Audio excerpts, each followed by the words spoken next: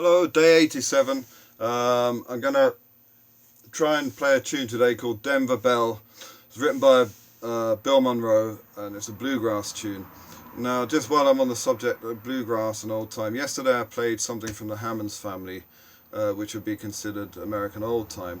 And they had kind of a rough archaic style, very beautiful style, very musical.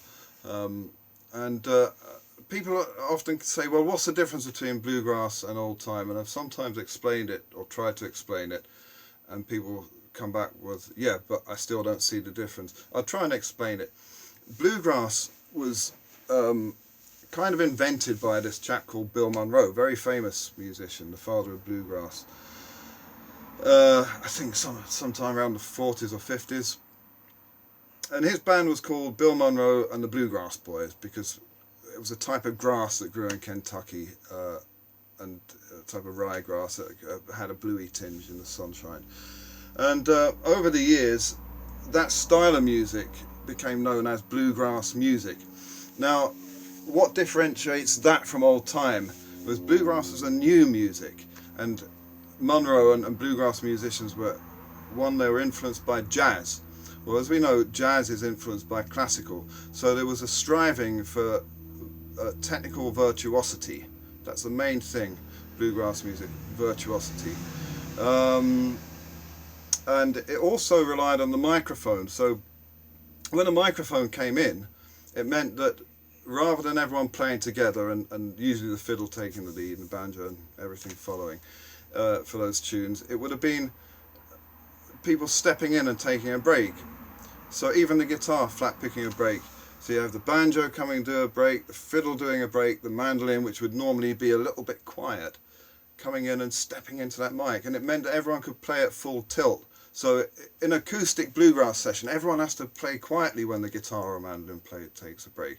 But not, and that kind of destroys what bluegrass music is, because it's a breakneck, flashy type of music. It's very competitive, flashy music. And I'm not saying that as an insult. I admire very much the technical skills of a lot of bluegrass players.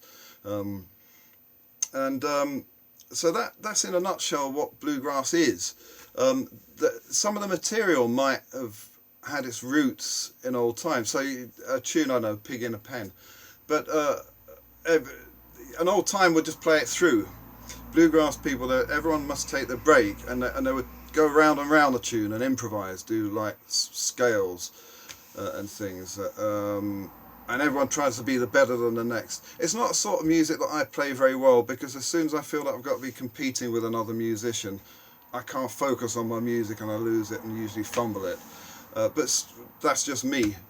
Other musicians with greater focus and concentration than me excel at it, and I really do take my hat off to them. Old time was coined as a term to describe originally people who played the old mountain music but didn't play bluegrass. They still played it in the old format. That's where old time came from. It might have evolved to mean something else, like a certain way of playing, playing the banjo over the neck or doing a certain bowing lick. That wasn't originally what old time was meant as. So that's why it can get so confusing, when people don't know what bluegrass is, old time. Both types of music have evolved and become more defined in some ways. Perhaps bluegrass music less defined and old time more defined, I don't know. But I'm going to have a go at playing a bluegrass tune now called Belle, written by Bill Monroe.